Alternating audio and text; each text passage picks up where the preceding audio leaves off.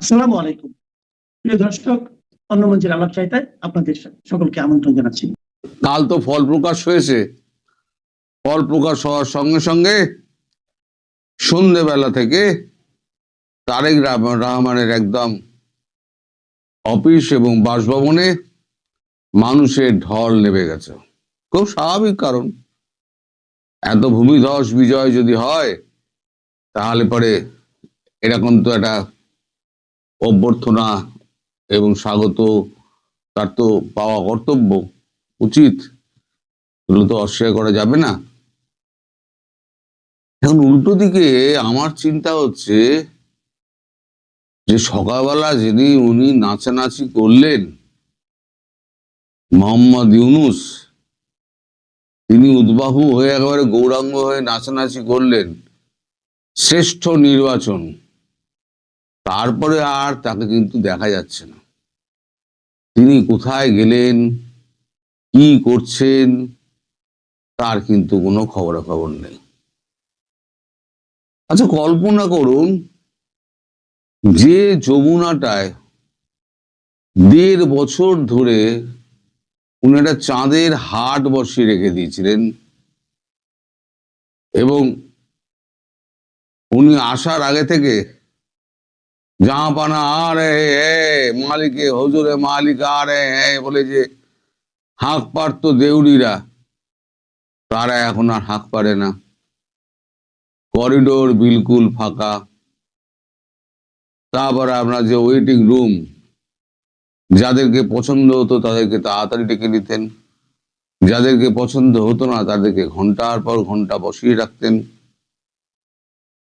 তার সঙ্গী সাথী তাকে সব শশব্যস্ত করে রাখত। তিনি মাঝে মাঝে মেজাজ হারাতেন, এর সঙ্গে দেখা করবো না, ওকে অমুক বলে দাও। তিনি তো দেশের মালিক ছিলেন।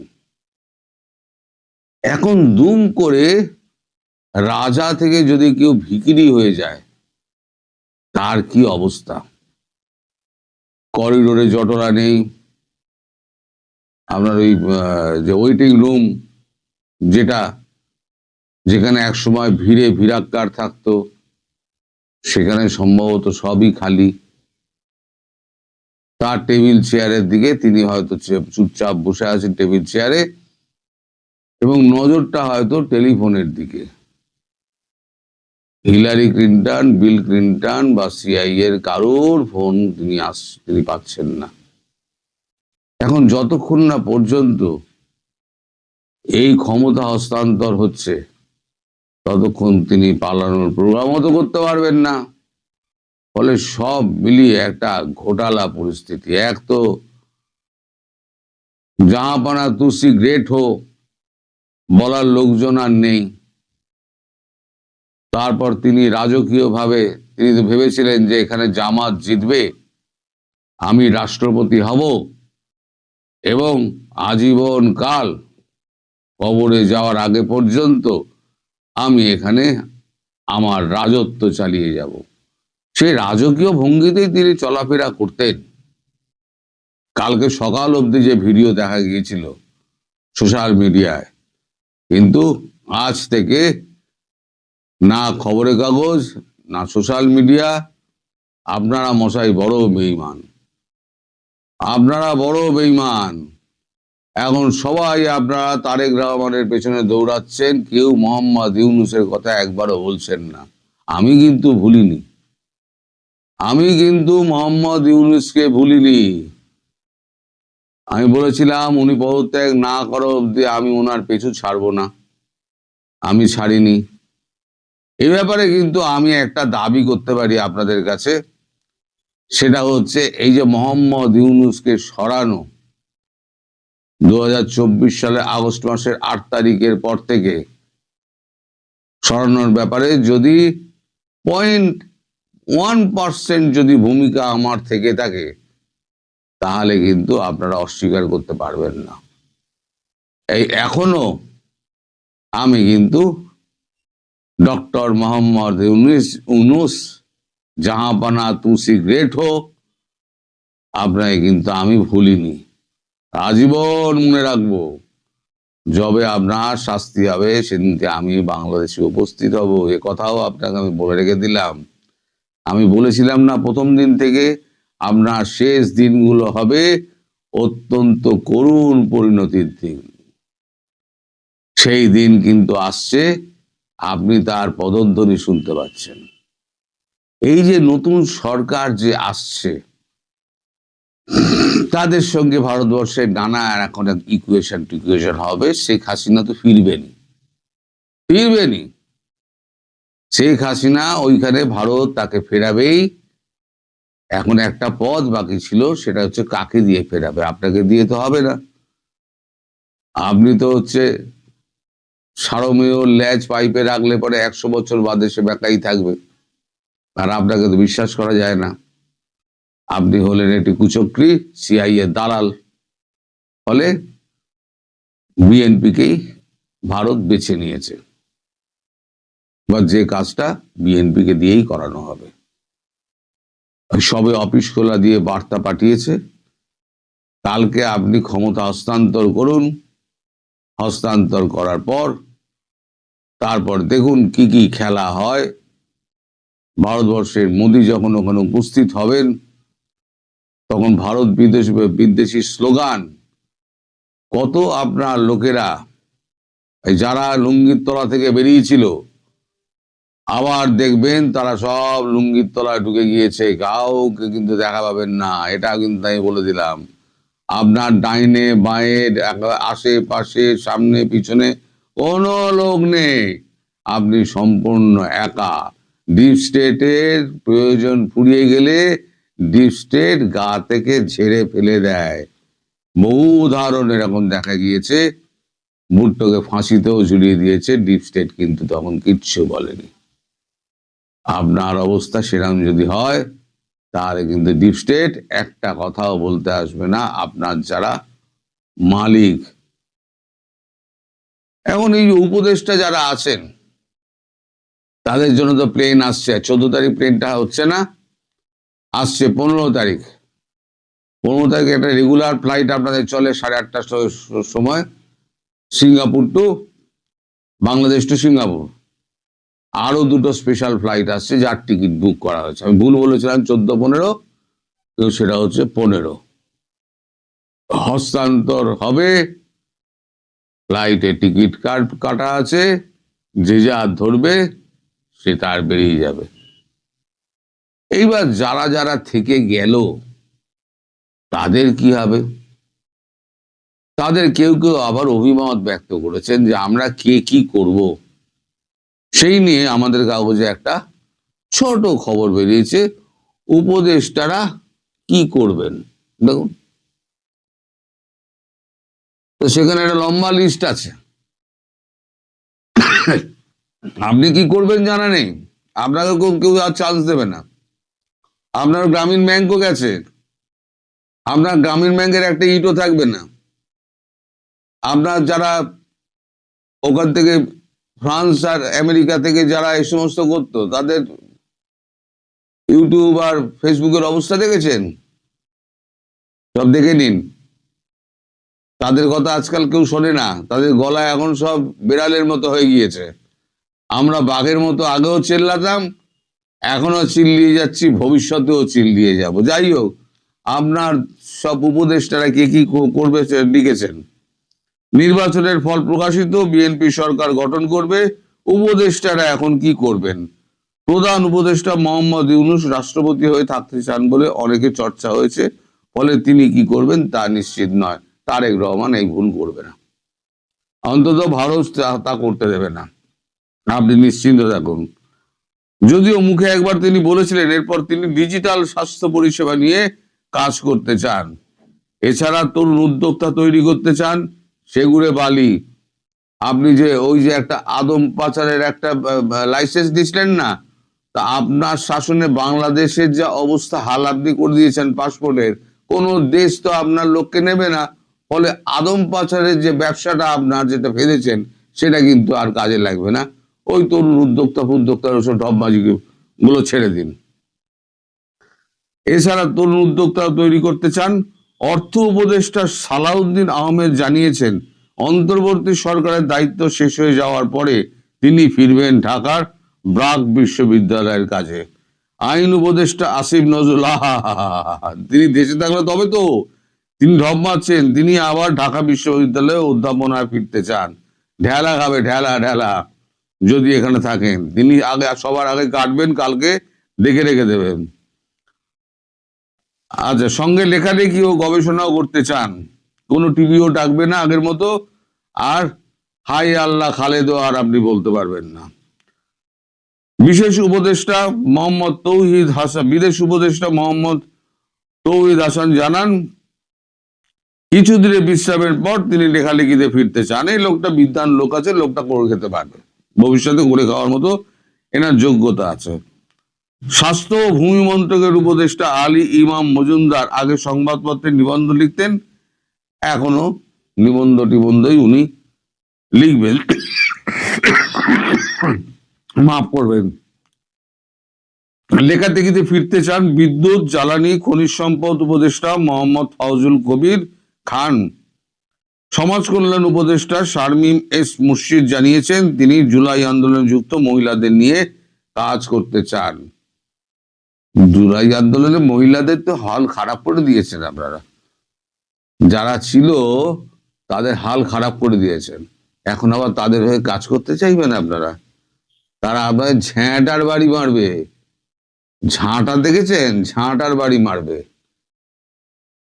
আসিফ নজরুল, এর মধ্যে কিন্তু স্বরাষ্ট্র উপদেষ্টার কিন্তু নাম নেই। তিনি কি করবেন? তিনি কিন্তু সবার আগে প্রথম ফ্লাইটে চড়বেন। স্বরাষ্ট্র উপদেষ্টা তিনি কিন্তু সবার আগে পালাবেন। তিনি আর আমাদের ওই যে যেটা ওই যে ডাস্টবিন শপিং যার নাম দিয়েছিলেন, আসল নামটাই আমি ভুলে গিয়েছি, এখন ডাস্টবিন শপিং নামটা মনে পড়ে। এখন এই সমস্ত স্মৃতিগুলো এখন ফিরে আসছে বারবার, ওই চেয়ারে বসে আর ফাঁকা ওই ওয়েটিং রুম দেখে আর ফাঁকা লবি দেখে ডক্টর ইউনূসের সেই পুরনো দিনের স্মৃতি, রাজার হালে থাকার স্মৃতি, আর রাজা থেকে এক রাতের মধ্যে ফকির হয়ে যাওয়ার এই স্মৃতি তিনি কি করে ভুলবেন? এবার দর্শক আপনারা নিজেরা চিন্তা করুন, আর কালকে কে কে পালায় সেদিকে নজর রাখুন। আজ ভ্যালেন্টাইন্স ডে, সবাইকে ভালোবাসা দিবসের শুভেচ্ছা। একদম শেষে দেখবেন যে রাজনীতিতে ভালোবাসার একটা ছোট্ট গল্প বলবো, সত্যি গল্প, সে পর্যন্ত সাথে থাকবেন। অবশেষে নির্বাচন হয়ে গেছে, 297টা আসনের নির্বাচনী ফলাফল ঘোষণা হয়েছে। নির্বাচন কেমন হয়েছে, নির্বাচনে কত শতাংশ ভোট প্রকৃতপক্ষে প্রদান করা হয়েছে, কতখানি বাড়িয়ে দেখানো হয়েছে, এতদিন রাতের ভোটের ব্যাপারে মিথ্যে কথা অপপ্রচার শুনেছি, এবার জাতি দেখলো যে রাত তো রাত, তার আগে সন্ধ্যা থেকেই কিভাবে ভোট শুরু হয়, এই বিষয়গুলো নিয়ে আপনারা জানেন। সো এই নির্বাচন নৈতিক দিক দিয়ে গ্রহণযোগ্য নয়। এই নির্বাচনের গুণগত মান কারচুপিতে পরিপূর্ণ, এটা নিয়ে কারো কোনো সন্দেহ আছে বলে মনে হয় না। এবং গণভোট, এমপি আসনে প্রদত্ত ভোট এর গোঁজামিল, সেটা আমি গতকালই বলেছি। সংখ্যা তত্ত্বের যে জটিল ধাঁধায় আটকে গেছে আমাদের নির্বাচন কমিশন। এবং একটা ছোট্ট তথ্য দিই, ইভেন ঢাকা গুলশানের যে আসন যেখানে তারেক রহমান বিজয়ী হয়েছেন, সেখানে মোট ভোট হলো 3,33,318টা, এবং সেখানে প্রদত্ত ভোট দেখানো হয়েছে 1,40,999টা। সেখানে হ্যাঁ ভোট পেয়েছে 5,47,284, 3,33,000 ভোট, সেখানে ভোট পেয়েছে 5,47,000, ঢাকার একদম গুলশানের মতো একটা ইম্পর্টেন্ট এলাকায়। সো আপনারা বুঝতেই পারেন যে এই পরিসংখ্যান নিয়ে কি সমস্যা হয়েছে। এখন তারেক রহমানের নেতৃত্বে বিএনপি সরকার গঠন করবে, এটা নিয়ে কারো কোনো সন্দেহ থাকার কথা নয়। কে শপথ পড়াবে নির্বাচিত এমপিদের, এটি প্রথম প্রশ্ন। আমাদের বিশিষ্ট আইন বিশারদ, দুর্নীতিবাজ এবং চরম মিথ্যেবাদী এবং শিক্ষক নামের কলঙ্ক ডক্টর আসিফ নজরুল, তিনি কি সব ফর্মুলা বের করেছেন। একবার বলছেন যে প্রধান নির্বাচন কমিশনার শপথ পড়াবেন, একবার বলছেন প্রধান বিচারপতি শপথ পড়াবেন, কিন্তু যতদূর শেষ খবর পেয়েছি, শেষ সংসদের স্পিকার ডক্টর শিরিন চৌধুরী এবং ডেপুটি স্পিকার টুকু ভাইকে তাদের খোঁজ নেওয়া হচ্ছে। শিরীন চৌধুরী ঢাকাতেই আছেন, ডেপুটি স্পিকার তিনি কারাবন্দী, তার শরীর কেমন আছে খোঁজ নিচ্ছেন, এবং বিএনপি ভাবছেন যে সংবিধানের ধারাবাহিকতা রক্ষার্থে এই শপথ পড়াবেন স্পিকার ডক্টর শিরীন চৌধুরী। তো এটি শোনা যাচ্ছে। এই নির্বাচনে যে পরাজিত হলো জামাত এবং এনসিপি, তাদের ক্ষমতায় আনার জন্য সবকিছু কিন্তু সূক্ষ্মভাবে রেডি ছিল। ডক্টর ইউনূসের প্রশাসন রেডি ছিল, ওয়াকার ব্যক্তিগতভাবে রেডি ছিল, এবং পাকিস্তানি গোয়েন্দা সংস্থা ও তুরস্কের গোয়েন্দা সংস্থা তারা মাঠে প্রচুর কাজ করেছে, কিন্তু আলটিমেটলি এটা ব্যর্থ হয়েছে। সেটা চেয়েও ইম্পর্টেন্ট হলো, আমরা ফেসবুকে বেশ কিছু স্ট্যাটাস দেখলাম, সেই স্ট্যাটাস গুলো দিয়েছে এনসিপির নেতারা, সার্জিস আছে, তারপরে হান্নান মাসুদ আছে, এরকম কয়েকজন, 4জন দিয়েছে। বিএনপি তাদের নেতাকর্মীদের বাড়িতে বাড়িতে গিয়ে অ্যাটাক করছে, ব্যাপক মাইর দিচ্ছে, কোথাও কোথাও গণপিটুনি, এবং খুব দুঃখজনক যে এনসিপির একজন তরুণীকে ধর্ষণ করে ফেলে রেখে গেছে। তো এই ধরনের অরাজকতা শুরু হয়ে গেছে, এবং এগুলো অবশ্যই নিন্দনীয়। কে করছে সেটির চাইতে কথা হলো যে এগুলো কখনোই কাম্য নয়। কিন্তু যে ভাষায় এনসিপির নেতারা কান্নাকাটি করছেন, তারা এই মবের বিরুদ্ধে কথা বলছেন, তখন সেইখানে ট্রল হচ্ছে পুরো সামাজিক যোগাযোগ মাধ্যমে, যে তোমাদের যারা মারছে তারা তো মব করছে না বাবা, তারা প্রেসার গ্রুপ। এই ডাস্টবিন শফিকের সেই বিখ্যাত উক্তি যে এটা মব সন্ত্রাস না, প্রেসার গ্রুপ। এখন সেই প্রেসার গ্রুপের হিট টের পাচ্ছে এই সার্জিসের বা এই এনসিপির তরুণ নেতারা। এদিকে আমাদের বিভিন্ন জেলার প্রতিনিধিদের সাথে কথা বলে জেনেছি যে মানুষ নির্বাচনের ফল নিয়ে আনন্দিত বা বেদনার্ত হোক বা না হোক, সাধারণ মানুষের কিন্তু একটাই উচ্ছ্বাস, অবশেষে ওই ইনুস নামের আপদটা বাংলাদেশ থেকে বিদায় হবে। এই খুশিতেই বাংলাদেশের সংখ্যাগরিষ্ঠ মানুষ আজ আনন্দিত। এখন এখানে আরেকটা খুব কনসার্ন আছে যে জামাত যে 68 আসনে জিতেছে এবং এনসিপি জিতেছে আরো কিছু, সব মিলিয়ে বোধহয় 75-76টা আসনে তারা জিতেছে। এর মধ্যে 24টা আসন কিন্তু ভারতের সাথে সীমান্ত এলাকা। এটা একটা নতুন করে উদ্বেগের জন্ম দিয়েছে, কারণ এই সীমান্তবর্তী এলাকার আসনে থেকে জামাত জঙ্গিদের নিয়ে ভারতের উপরে নতুন কোনো ঝুঁকি তৈরি করবে কিনা সেটা কিন্তু দেখার বিষয়। জামাত ইসলামী যে 68টা আসন পেয়েছে, এটাও কিন্তু itself the number is alarming. কারণ আপনি যদি এই ধরনের উগ্রবাদী মৌলবাদী দলগুলোর রাজনৈতিক ধারা বিশ্লেষণ করেন, এরা কিন্তু এই 50-60টা আসন দিয়ে শুরু করে, মানে একটা পর্যায়ে গিয়ে পায় যেটা বাংলাদেশে অকল্পনীয়। এর আগে তারা সর্বোচ্চ পেয়েছিল 18টি আসন। তারপর থেকে কিন্তু বিএনপি যদি দেশ পরিচালনায় ব্যর্থ হয় এবং বিএনপি যদি মনে করে যে আওয়ামী লীগকে পলিটিক্যাল স্পেস দেবে না, তাহলে কিন্তু আগামী সংসদে জামাত ক্ষমতায় যাবে, এটা মোটামুটি চোখ বন্ধ করে বলা যায়। কারণ সেক্ষেত্রে বিএনপি ব্যর্থ হবে নানাবিধ কারণে। বিএনপির সামনে, তারেক রহমানের সামনে কি চ্যালেঞ্জ, এটা নিয়ে আমি আজকে নয় পরে কথা বলবো, কিন্তু এটা একটা খুব কনসার্ন যে বাংলাদেশে প্রথম ধাক্কায় জামাতের নিশ্চিত পরাজয় ঠেকিয়ে দিয়েছে কিন্তু বাংলাদেশের ভোটাররা। আমি খুব স্পেসিফিক্যালি বলি যে এই যে বিএনপির ভূমিধস বিজয়, অনেক আসনেই এই বিজয়ের পেছনে ভূমিকা রেখেছে সেখানকার আওয়ামী ভোটাররা। 1 মাস আগেও যখন আমি আমাদের তৃণমূলের আওয়ামী লীগ ভোটারদের সাথে কথা বলেছি যে তারা ভোট বর্জন করবে না, কেউ কেউ বলেছে লোকাল কারণে তাদের হয়তো ভোট দিতে যেতে হতে পারে, কিন্তু একটা বিষয়ে মোটামুটি সবাই বলতো যে ভাই আর যাই করি, যদি ভোট দিতে যাই বিএনপি কে কোনো অবস্থায় ভোট দিব না। কেন দেবেন না? কারণ বিএনপি গত 17 মাস 18 মাস যে অত্যাচার, নির্যাতন, মামলা, ধর্ষণ, চাঁদাবাজি করেছে, এই দলটিকে আর ভোট দেওয়া যায় না। এটা যখন তৃণমূল আপনাকে বলবে তখন আসলে আপনার আর তৃণমূলের কাছে কিছু বলার থাকে না। কিন্তু ঠিক ভোটের আগে আগে অনেক আসনেই তৃণমূল তার গত 17 মাসের নির্যাতন, কষ্ট, বেদনা এগুলোকে পাশে রেখে শুধুমাত্র জামাত ঠেকানোর জন্য অনেক আসনেই তারা বিএনপির প্রার্থীর পক্ষে কাজ করেছে বা অন্তত ভোট দিয়েছে। এটার মধ্য দিয়ে বাংলাদেশ কিন্তু এই যাত্রায় বড় রকমের একটা রক্ষা পেল, কারণ জামাতে ইসলাম ক্ষমতায় আসলে যেটা হবে, তারা ইরান স্টাইলের একটা আগ্রাসী সরকার পরিচালনা করার চেষ্টা করবে, নারীদের গৃহবন্দী করবে, বিকল্প সেনাবাহিনী তৈরি করবে, একদম একদম ইরান স্টাইলে। কিন্তু আমি সবসময় বলি যে জামাত ক্ষমতায় গেলে বাংলাদেশ না হবে ইরান, না হবে আফগানিস্তান, কারণ আফগানিস্তান তারা আসলে লড়াকু, তারা একটা, আপনি সেই আদর্শ সমর্থন না করলেও তারা একটা আদর্শের জন্য লড়াই করে।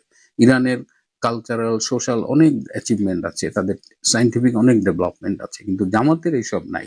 জামাত সর্বোচ্চ বাংলাদেশটাকে একটা মিনি পাকিস্তানে রূপান্তরিত করতে পারে, আর সাথে ইরানের যে খারাপ দিকগুলো আছে সেগুলো অ্যাডাপ্ট করতে পারে। তো সেই জায়গা থেকে আওয়ামী লীগের এই যে আমি বলবো এক ধরনের ত্যাগ, হ্যাঁ, সেটিকে আমাদের অবশ্যই প্রশংসা করতে হবে। এখন বিএনপি কি করবে সেটা নিয়ে আমি পরে কথা বলবো। আমি একটু আগেই যেটা বললাম, আরেকটা বিষয় যে তারেক রহমান নির্বাচিত হওয়ার সাথে সাথে সরকারিভাবে ফলাফল ঘোষণার আগেই সবার আগে কিন্তু অভিনন্দন জানিয়েছেন ভারতের প্রধানমন্ত্রী নরেন্দ্র মোদী। এইটা নিয়ে কিন্তু ভারতেও কথা উঠেছে যে আপনি এই সবার আগে এত দ্রুত কেন করলেন, কিন্তু ভারতের এখানে একটা পলিটিক্স আছে। এখানে তো লুকোবার কিছু নেই যে তারেক রহমান এই দেশে এসেছেন, নির্বাচন করছেন, তিনি কিন্তু 5ই আগস্ট 24-এর পরপরই আসেননি। এই নেগোসিয়েশনে ভারতের একটা হিউজ রোল ছিল, এবং ভারতের আহ, ইংল্যান্ডের যে হাই কমিশনার তিনি কিন্তু তারেক রহমানের সাথে একাধিকবার মিটিং করেছেন, ভারতীয় একাধিক প্রতিনিধি তারেক রহমানের সাথে মিটিং করেছেন, সবকিছু ক্লিয়ারেন্স পাওয়ার পরে তারেক রহমান বাংলাদেশে এসেছেন। কি কি শর্তে এসেছেন সেটি সময় বলে দেবে। তো এই জায়গায় দেখলাম যে ডক্টর ইউনূস আজকে অভিনন্দন জানিয়েছে, সারা পৃথিবী কিন্তু অনেকেই তারেক রহমানকে অভিনন্দন জানিয়ে ফেলেছে, কিন্তু ডক্টর ইউনূস আসলে অনেক কষ্টে এই অভিনন্দনটি জানিয়েছেন। আরেকটা ছোট্ট খবর যে জামাত ইসলামের পক্ষ থেকে কিন্তু শেখ হাসিনার সাথে যোগাযোগের একটা চেষ্টা নির্বাচনের আগেই ছিল। এখনো এনসিপি জামাত যারা চেষ্টা করছে শেখ হাসিনার সাথে একটা নেগোসিয়েট করার জন্য, কিন্তু শেখ হাসিনা এই ব্যাপারে একদম অনড়, তাদের সাথে কোনো নেগোসিয়েশন নাই। যাই হোক, শুরুতেই যেটা বললাম ভালোবাসা দিবসের কথা, আহ, আমাদের বাংলাদেশ আওয়ামী লীগ নেত্রী শেখ হাসিনা তিনি এই নির্বাচনটিকে বর্জনের আহ্বান জানিয়েছিলেন, শান্তিপূর্ণ বর্জন। আওয়ামী লীগ কিন্তু কোনো রকমের ভায়োলেন্সের দিকে যায়নি, এটা আমি প্রশংসা করি। এবং তিনি আসলে মানুষের কোর্টে বল ছুড়ে দিয়ে দেখেছিলেন যে মানুষ আসলে কি করে। কারণ একাধিকবার আমি নেত্রী শেখ হাসিনাকে বলতে শুনেছি যে রাজনীতিতে যাই করেন না কেন, দিনের শেষে জনগণই আপনার জন্য শেষ আস্থার জায়গা। এই ভোটার টার্ন আউট দেখে আমি যেটা বলেছি যে 14 to 15% real voter turn out ছিল, সেটি জানার পরে শেখ হাসিনা একটি কথাই বলেছেন যেটা খুব হৃদয় ছুঁয়ে যায়, বাংলার মানুষ আমাকে এখনো ভালোবাসে। আজকের এই ভালোবাসা দিবসে জননেত্রী শেখ হাসিনা, আমাদের নেত্রী বঙ্গবন্ধু কন্যা, আপনাকে ভালোবাসা দিবসের শুভেচ্ছা। বাংলার মানুষের হৃদয়ের অন্তঃস্থল থেকে আপনাকে শুভেচ্ছা।